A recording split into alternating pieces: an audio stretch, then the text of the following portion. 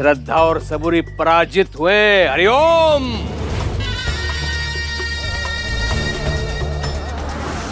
अब रोने से क्या फायदा गोदा? तुम सबकी मूर्खता का मूल्य चुकाना पड़ रहा है काशीराम को। दादा, अब कहो उस ढोंगी से कि जीवित करे काशीराम को। कह दो उसके निर्जीव शरीर में प्राण फूंकने के लिए।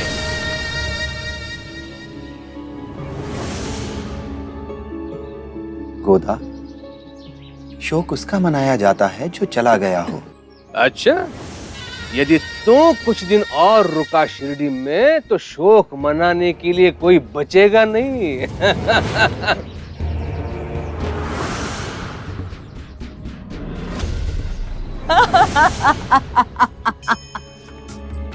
गोदा, तुम चलो अंदर चलो।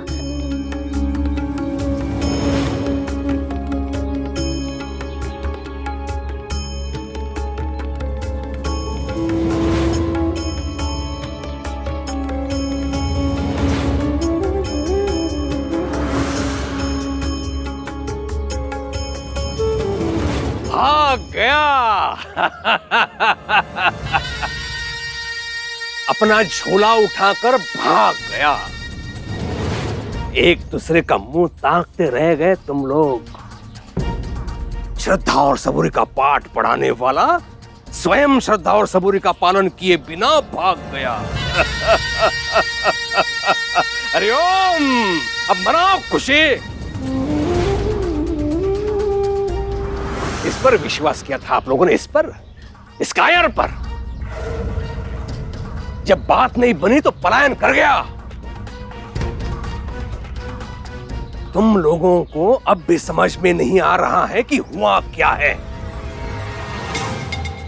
जब इस काशीराम की अर्थी उठेगी और उसके साथ राम नाम सत्य है, राम नाम सत्य है गूंज उठेगा, तब आप लोगों की आंखें खुलेगी।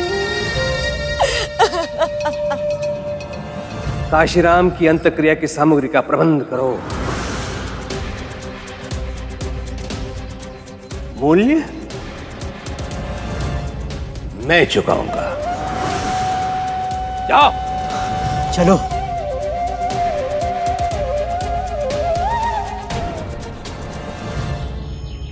एक पत्नी के पास सिवाय उसके विश्वास पर कुछ भी नहीं होता, और उसी विश्वास का सूत्र है ये। एक विवाहिता स्त्री की ताकत, उसकी शक्ति, श्रद्धा और सबूरी की शक्ति।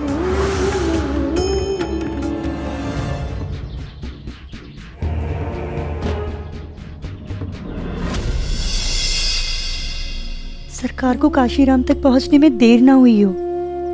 मुझे तो गोदा के बारे में सोच सोच कर ही दुख हो रहा है। पता नहीं क्या बीत रही होगी उस पर।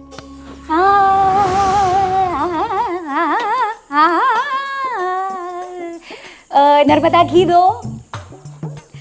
अभी अभी गांव वालों को कुछ बातें करते सुना मैंने। लगता है आखिर गांव वालों की अक्ल ठिकाने आ ही गई। घी दो। क्या हुआ?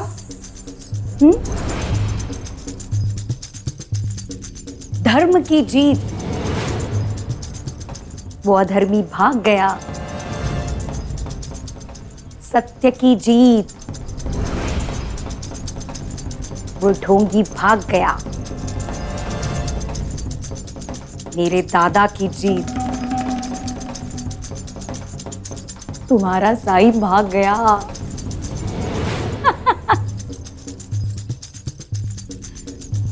और काशीराम मर गया। और अगर नहीं मरा होगा तो मर जाएगा। आए बड़े सब लोग साई से उसका इलाज करवाने वाले थे।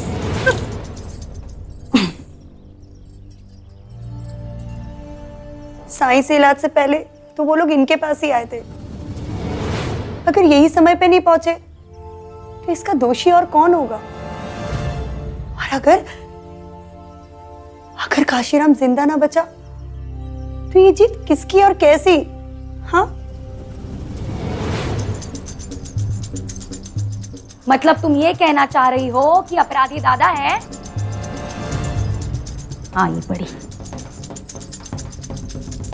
सरकार,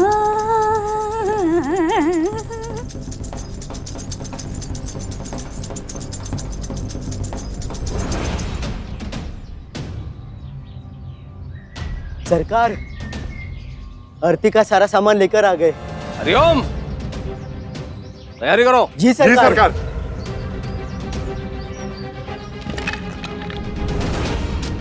काशी अभी मरा नहीं, फिर भी कुलकर्णी सरकार क्यों उसकी अर्थी बनवा रहे हैं?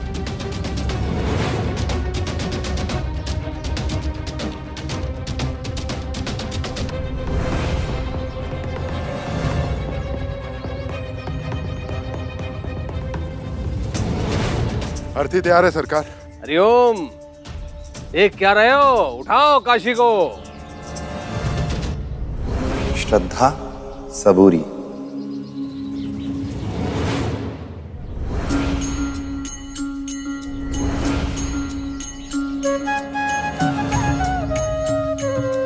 अरे ये तो वापस आ गए।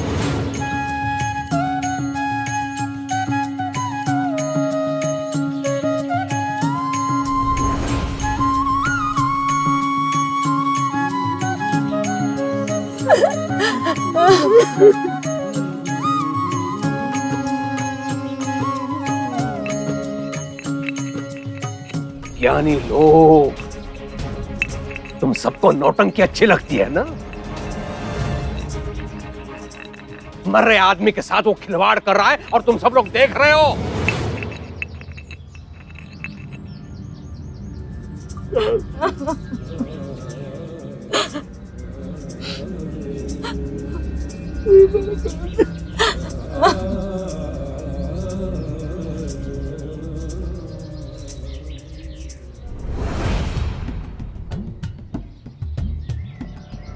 सरकार, बेलपत्र तो शरीर में फैले विष को बेअसर कर देता है। विष के निष्क्रिय होने का लाभ उसे मिलता है जिसके शरीर में प्राण शेष हो। पंता जी,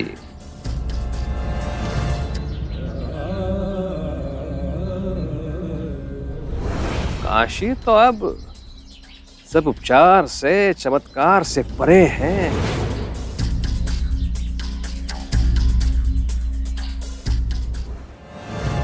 जब जीवन में दुख का अंधियारा छाए, मन में सदा श्रद्धा की ज्योत जलाए,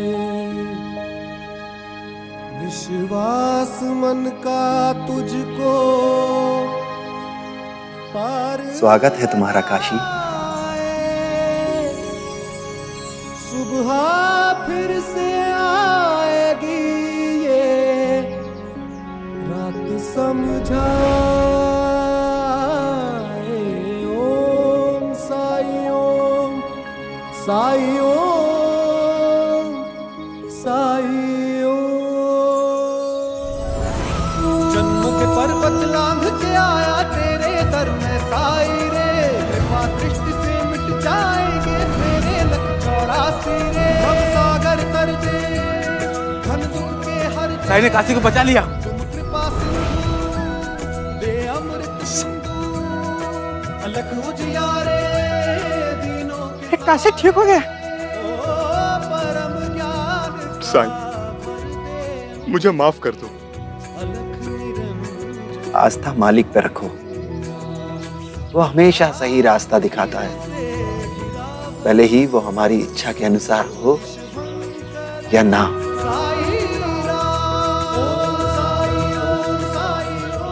आज शिरडी के गरीबों को एक उम्मीद मिल गई, एक नया वैद्य मिल गया। एक ऐसा वैद्य मिल गया जो बिना मांगे इलाज करता है, जो बिना जाति धर्म देखे इलाज करता है।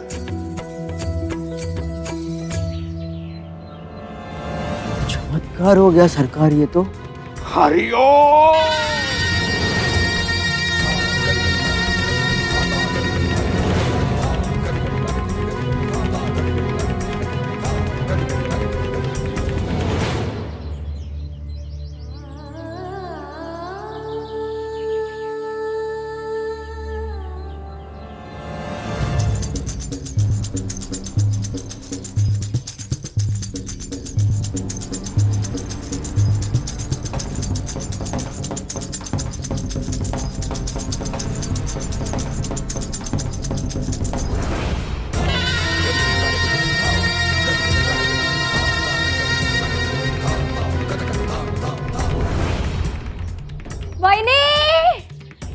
दादा आ गया।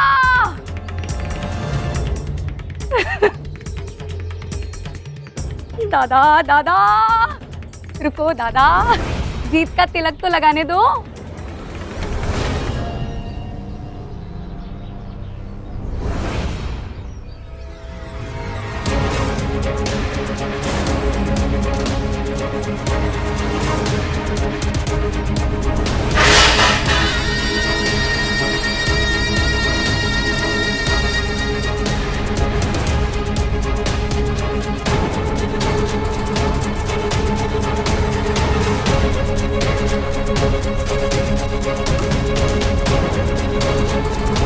साईं, अब बिना कुछ खाए पिए काशीराम का इलाज करते रहे।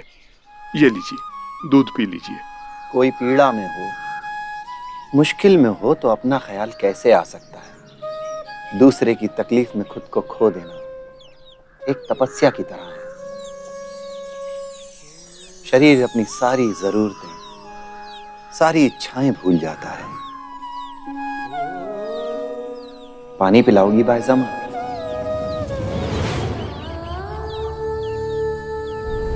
उस पाखंडी को मिलने के लिए घर से एक कदम भी निकाला तो तुझे तात्या की सौगंध है।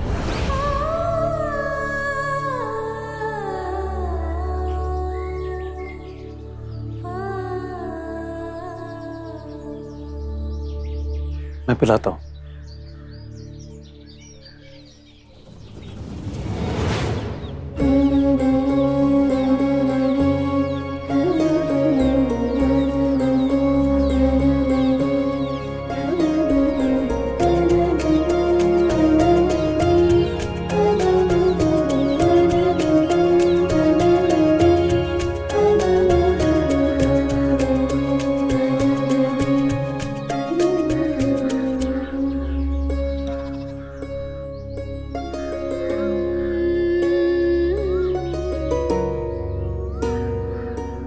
चलता हूं साईं।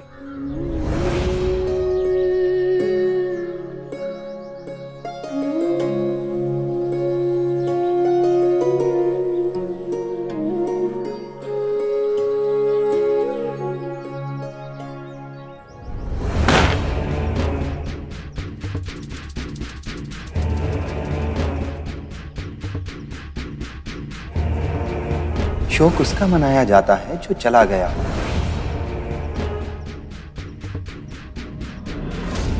श्रद्धा सबूरी।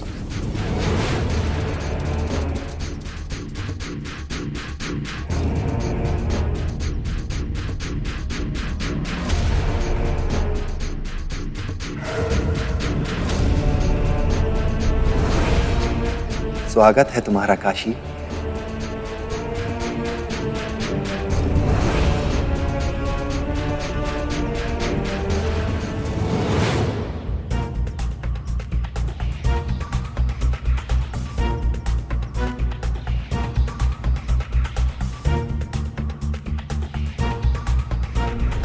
साईं ने काशी को बचा लिया।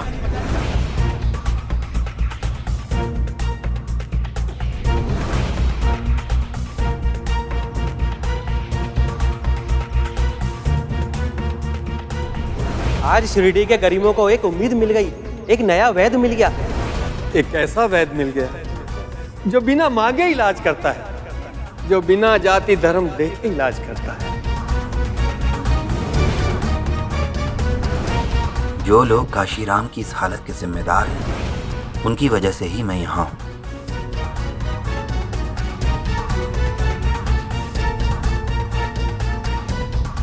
जो लोग काशीराम की इस हालत के जिम्मेदार हैं, आज शिरडी के उनकी वजह गरीबों को से एक ही मैं उम्मीद यहाँ मिल गई, एक नया वैद्य मिल जो गया। लोग काशीराम की इस हालत के जिम्मेदार हैं, उनकी वजह से ही मैं यहाँ हूँ। आज शिरडी के गरीबों को एक उम्मीद मिल गई, एक नया वैद्य मिल गया। स्वागत है तुम्हारा काशी सबूरी। एक ऐसा वैद्य मिल गया जो बिना मांगे इलाज करता है। जो लोग काशीराम काशीराम की की इस इस हालत के जिम्मेदार हैं, उनकी वजह से उन्होंने ही मैं मुझे यहाँ हूँ। शिरडी वापस भेजा है।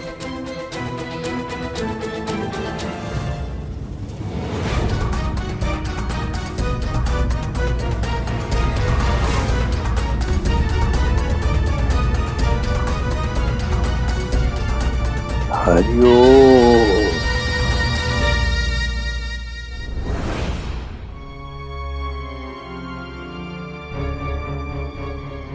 मैंने सुना है उस ढोंगी की जिम्मेदारी ले रखी है तूने। काशीराम का इलाज कराने का ठेका तूने ही ले रखा है ना? मैं समझ सकती हूँ कोई एक इंसान दूसरे इंसान के बहकावे में आ सकता है, लेकिन ये ढोंगी बाबा होते हैं ना, वो ऐसे ही करते हैं। परिवार के किसी एक सदस्य को पकड़ लेते हैं, फिर पूरे परिवार को बहकाने की कोशिश करते हैं। पर तू तो पहले ऐसा नहीं था, हाँ? और तूने तो कसम ले रखी थी ना कि उस ढोंगी का साथ नहीं देगी, फिर भी उसका साथ दिया। क्या लगता तुम लोगों को, हाँ? कि आई तो वेड़ी है, इसे तो कुछ समझ नहीं आता, इसे तो पता भी नहीं चलेगा। देख लेना, अगर काशीराम को कुछ हो गया ना तो पूरा गांव। आई, काशीराम को कुछ नहीं होगा। साई ने अपने इलाज से काशीराम की जान बचा ली है।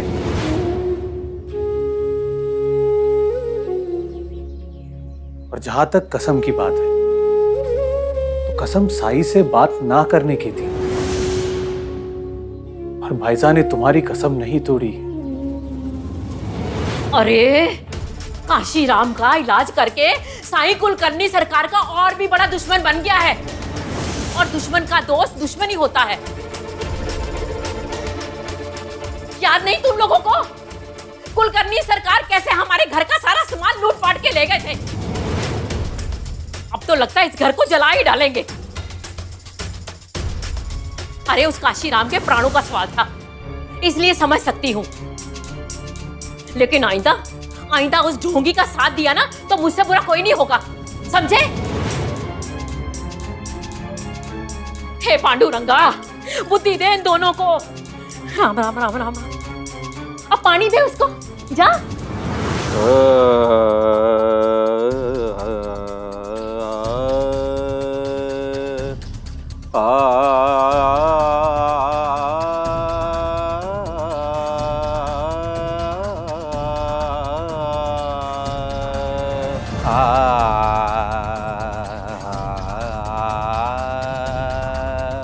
दादा, दादा,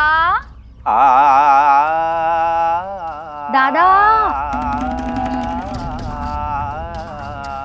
तुम यहाँ तानपुरा बजा रहे हो और वहाँ शिरडी का नया वैद बनने की तुतारी बजा रहा होगा वो साई।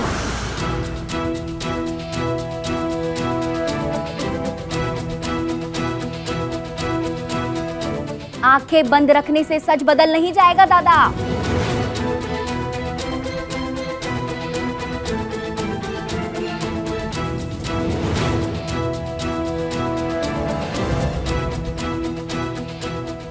बंद नेत्रों से मैं वो देख लेता हूं जो तुम लोग खुले नेत्रों से भी देखने योग्य नहीं हो।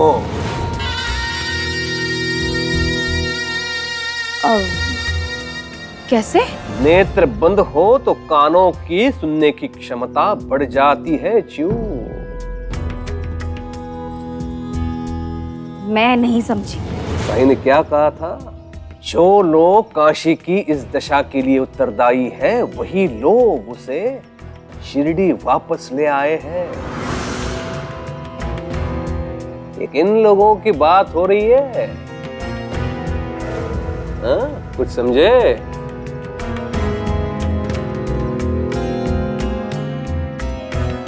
हरिओम।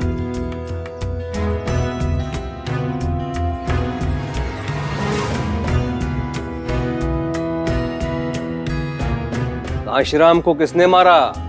डाकुओं ने।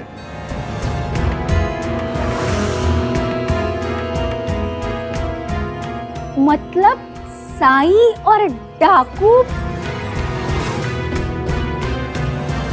मिले हुए हैं?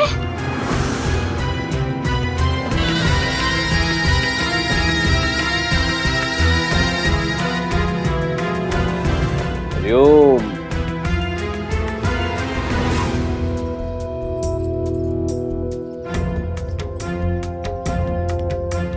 अंता जी, ये हमने क्यों नहीं सोचा? सोचने के लिए अक्ल होनी चाहिए अंता जी। ए, चुप रहो मूर्खो। दादा, अब आगे क्या योजना है?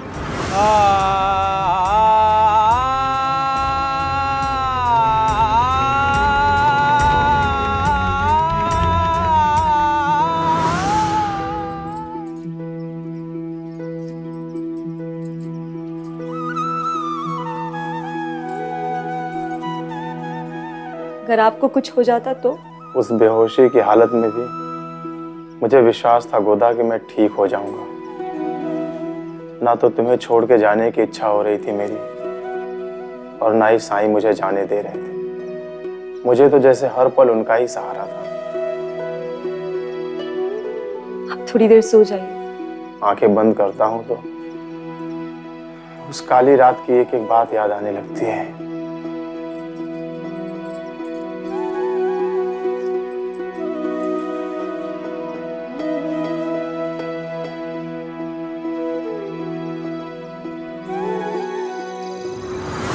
परहित सरिस धर्म नहीं भाई, पर पीड़ा सम नहीं अधमाई। पराये के हित के समान कोई धर्म नहीं होता, और पराये को दुख देने के समान कोई अधर्म नहीं होता। लेकिन विडंबना देखो, अधर्म करने वाले को अक्सर यह गलतफहमी होती है कि वो धर्म का पालन कर रहा है। रावण भी अपनी नजर में अधर्मी नहीं था, और कंस को भी अपने अधर्म का ज्ञान नहीं था। जिस दिन अधर्म करने वाले को धर्म की सही परिभाषा का ज्ञान हो जाएगा, उस दिन उसे अपने अधर्म का ज्ञान भी हो जाएगा।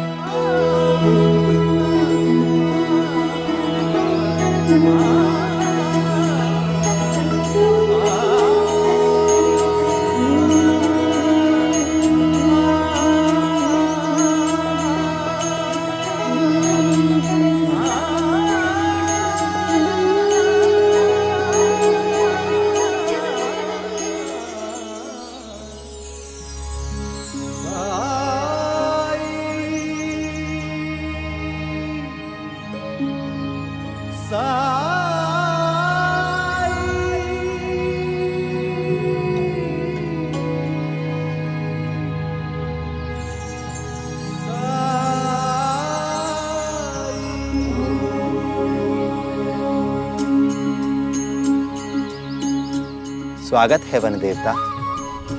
मेरे बिना आवाहन किए आप यहाँ आए, ये मेरे लिए बहुत सुख की बात है। आह्वान तो आपने किया है साईं, अपने विचारों को कर्म में बदलकर। मैं आता कैसे नहीं। कोई भी मेरी संपदा का पोषण करे, संरक्षण करे, सदुपयोग करे तो मुझे प्रसन्नता होती है। आपने जिस उद्देश्य से मेरी सहायता मांगी थी, मैं देख सकता हूँ कि आप उस उद्देश्य को पूरा करने की तरफ अग्रसर हैं।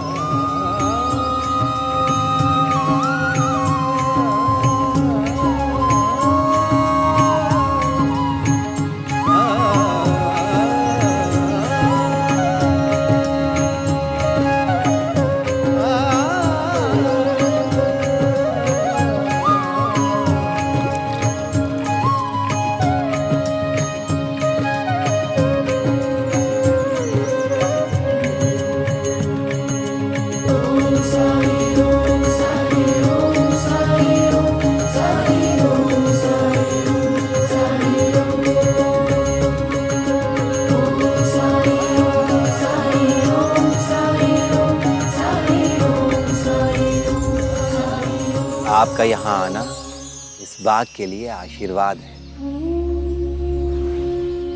यहाँ इस बाग में जो कोई भी आएगा, इसका सम्मान करेगा, उस पर आपकी और मेरी कृपा होगी। कृपा होगी, जरूर कृपा होगी। खेत जल रहे हैं, खेत चल रहे हैं।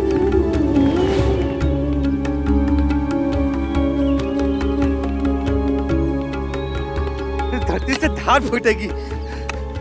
पानी निकालना, पानी चाहिए, पानी चाहिए। इस धरती से धार फूटेगी, इस धरती से धार फूटेगी। वो देख पानी। नहीं है। अरे जीवा, इतने सालों से कुआं खोद रहा है पर एक बूंद भी पानी नहीं निकला। जब सबके खेत चलेंगे ना, तब किसी को नहीं दूंगा पानी। देने के लिए तेरे पास एक बूंद भी नहीं है इतने सालों में। यहीं से धार फूटेगी, बड़ा कुआं बनेगा यहाँ पे, यहीं से पानी निकलेगा।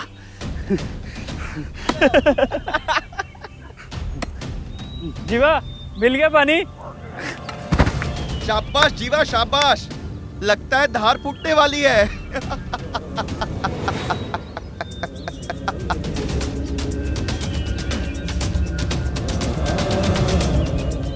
पागल है तू, हमें मारेगा? रुक तू रुक अभी। क्यों परेशान कर रहे हो उसे? अच्छा लगता है उसे परेशान करना? जाओ यहाँ से। इस पागल से अच्छा मनोरंजन है कहाँ पूरे गांव में, वो भी बिल्कुल मुफ्त। अरे कुछ तो शर्म करो।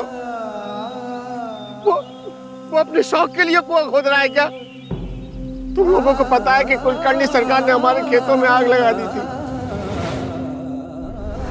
इसने सेठ गंगाराम की बावड़ी को अपवित्र करके नष्ट किया है।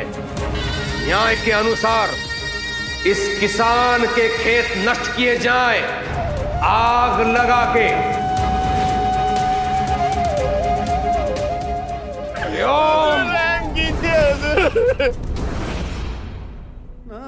उसी सदमे ने मेरे बेटे की हालत कर दी है।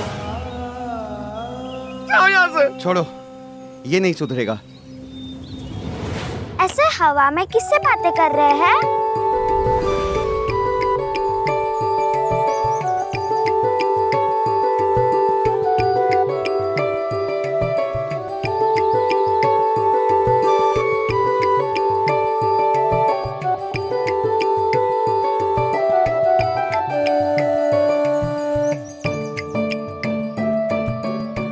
मुझे तो दूर दूर तक कोई भी नहीं दिख रहा है। मेरे दोस्त ऐसे ही हैं, सबको नहीं दिखते।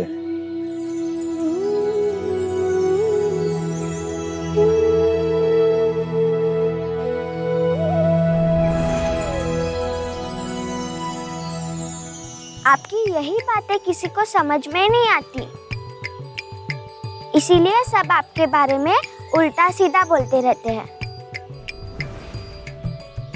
उल्टा सीधा ही सही, मेरे बारे में बात करके लोग मुझे याद तो रखते हैं।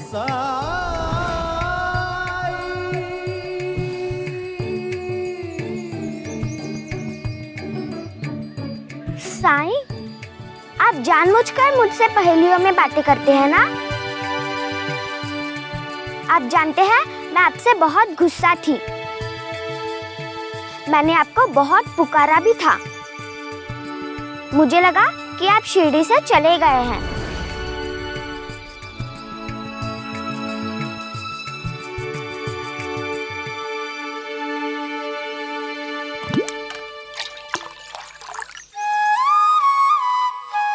अभी भी नाराज हो मुझसे? नहीं। आप यहाँ क्या कर रहे थे? यहाँ बीज बो रहा था। बीज? हाँ, बीज। पेड़ों के, पौधों के, फूलों के, फलों के बीज। कांटे तो नहीं होंगे ना उनमें?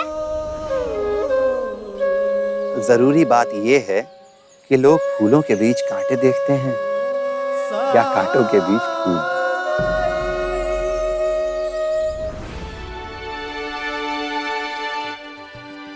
अरे झिपरी, तेरी माँ तुझे कब से ढूंढ रही है? आई वापस डांटेगी और बात भी नहीं करेगी।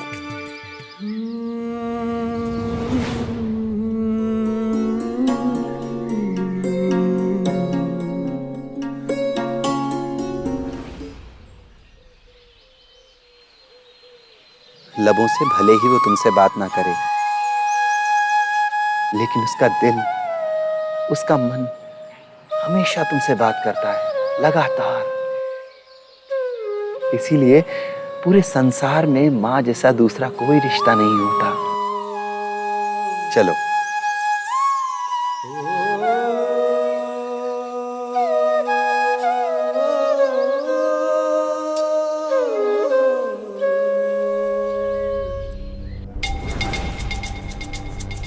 कुलकर्णी सरकार, हमें बुला लिया होता।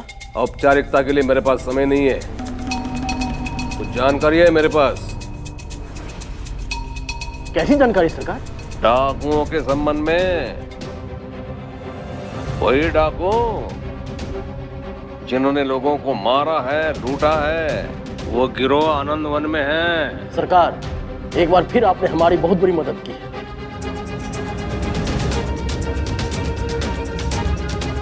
मदद विफल हो सकती है यदि आपने अविलंब कार्यवाही नहीं की तो।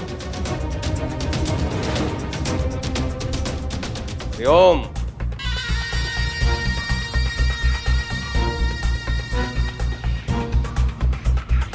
सरकार, आपने साई का नाम नहीं लिया।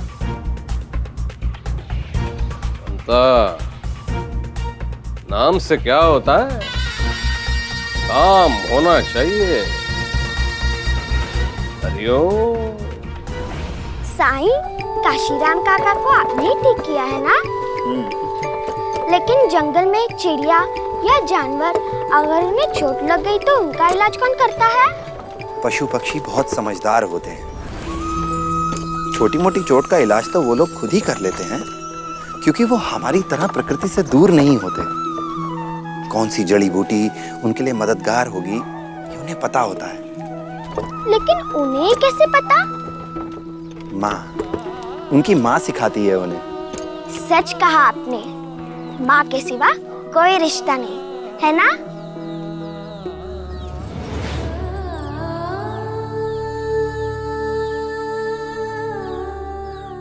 भाईसा माँ,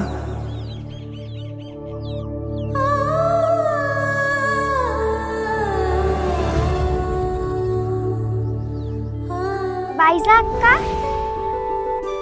खेत में जा रहे हो ना आप, अप्पा के लिए रोटी लेके?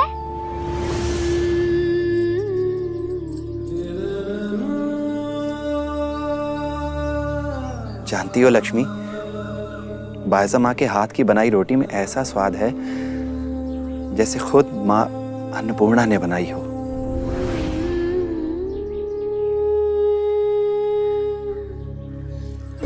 सदा मुस्कुराना, भला काम करते रहना, यही मेरा आशीर्वाद है तुम्हारे लिए। बायजा माँ,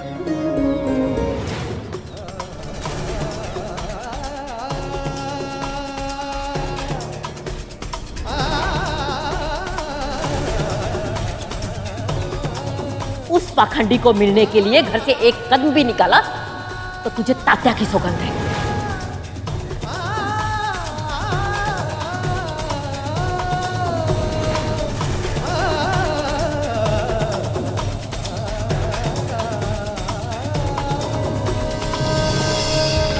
जीवा, बेटा जीवा।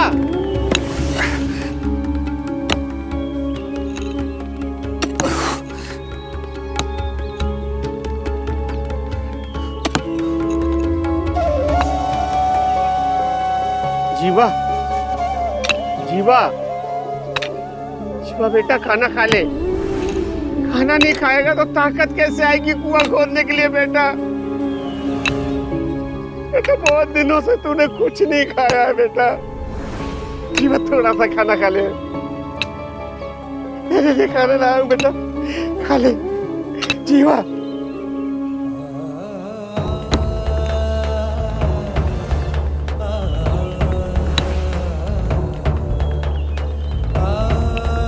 घाव पे मल्लम लगा ले, वरना घाव कैसे भरेंगे बेटा?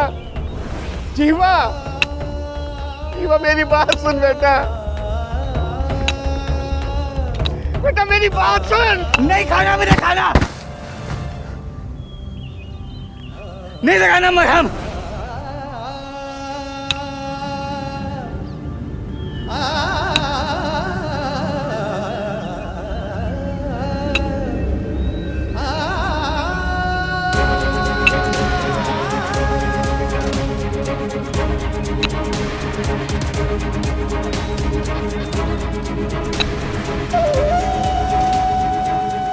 नहीं सरकार, मेरे खेत नहीं, मेरी फसल नहीं, आपने मेरे जीवन की सारी खुशियां छीन ली है मुझसे।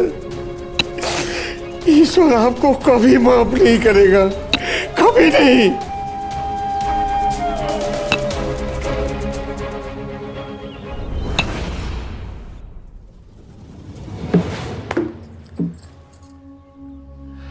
देखिए तात्या कैसे मृदंग सीख रहा है।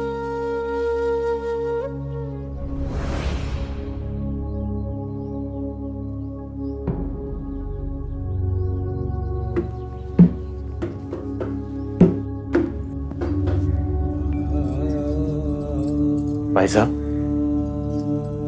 साई से मिली? आया था वो मेरे सामने, मुझसे मिलने, मुझसे बात करने, पर उस कसम की बेड़ियों ने मेरी ममता को जकड़ के रखा था।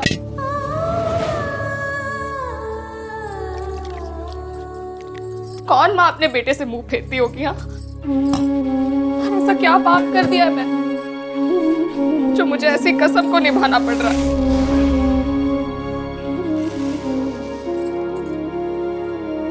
एक माँ को अपने बेटे से दूर करने वाली कैसी कसम है ये?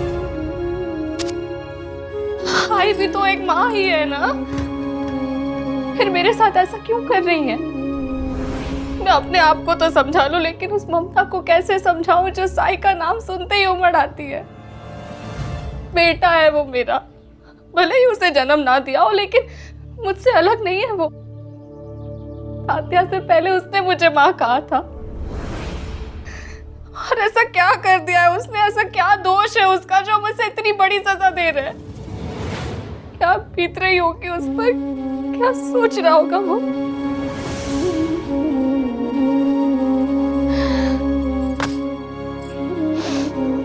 भाई को कैसे समझाऊं? इतनी बड़ी कसम देकर जीते जी मार दिया है उन्होंने मुझे।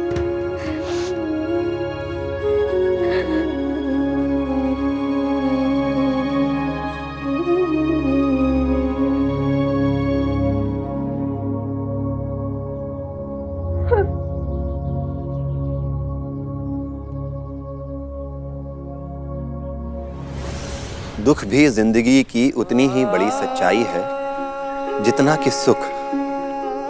जब तक इंसान सुख की इच्छा करता रहेगा, दुख से उसका सामना होता रहेगा। जिस दिन सुख की इच्छा छोड़ दी, उस दिन दुख भी कहीं गायब हो जाएगा, और तब वो होगा सच्चा सुख, जहां कोई इच्छा नहीं, कोई इंतजार नहीं।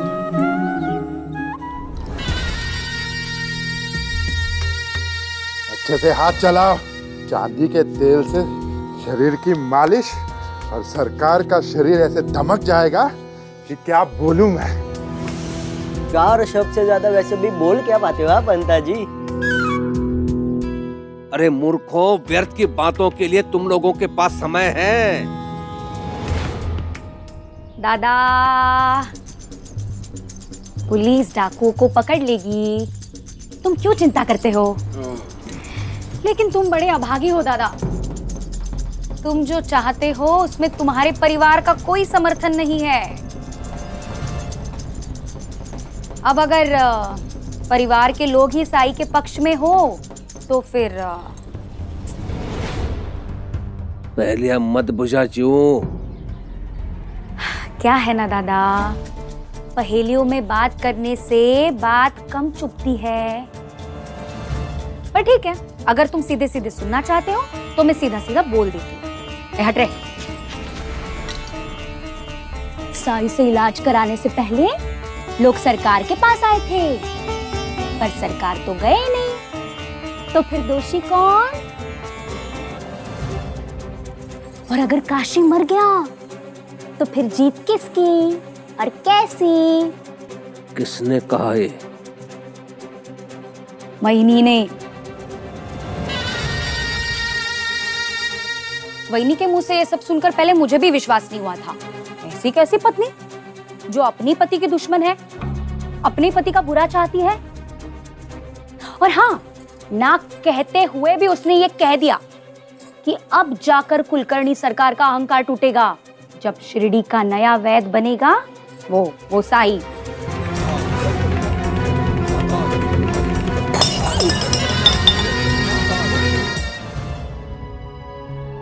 इस पागल से अच्छा मनोरंजन है क्या पूरे गांव में? वो भी बिल्कुल मुफ्त।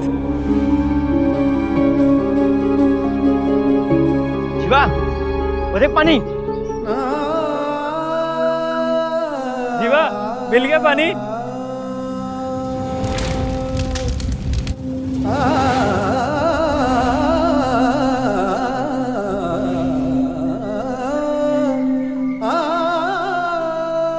बबलू, मरहम का अस्तित्व घाव से ही है। अगर घाव है तो उसके लिए मरहम भी जरूर होगा।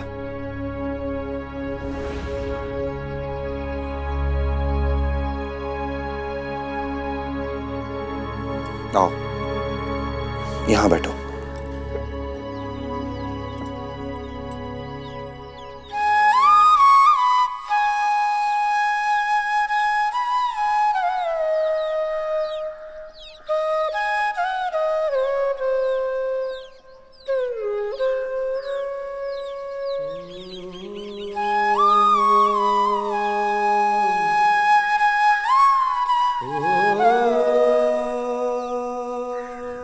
सरकार, गरम तेल।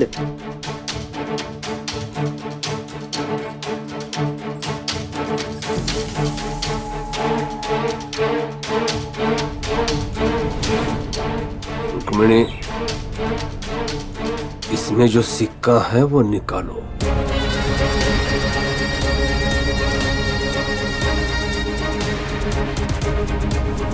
सुना नहीं तुमने मैंने क्या कहा? इसमें जो सिक्का है वो निकालो। ये तो खोल रहा है, बहुत गर्म है। निकालो।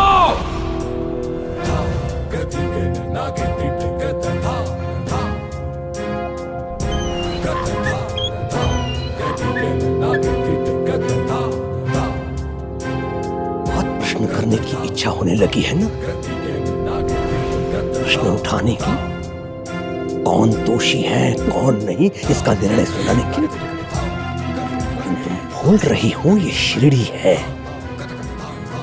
यहाँ कौन अपराधी है कौन निरपराधी इसका निर्णय मैं करता हूं।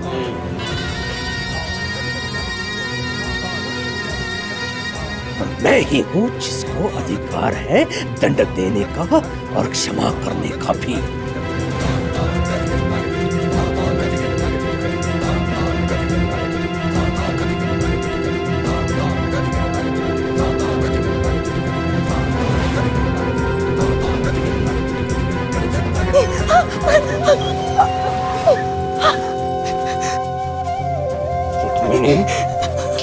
सिक्का निकालो।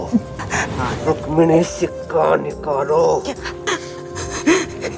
रुक्मिणी, सिक्का निकालो।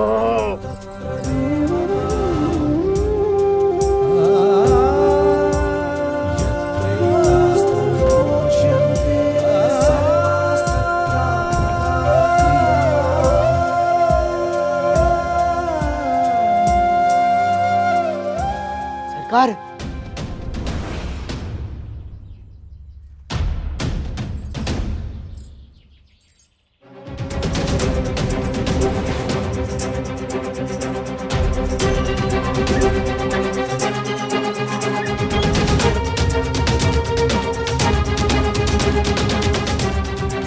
हरिओम।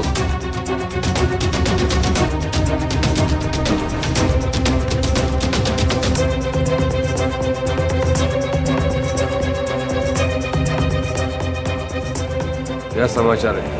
दरोगा जी ने आपको तुरंत सूचित करने के लिए कहा। वो डाकू पकड़े गए। बेचारा साईं, अब उसे कौन बचाएगा? हरिओम। ऐसे और भी मजेदार वीडियो के लिए हमारे चैनल को लाइक, शेयर और सब्सक्राइब करें।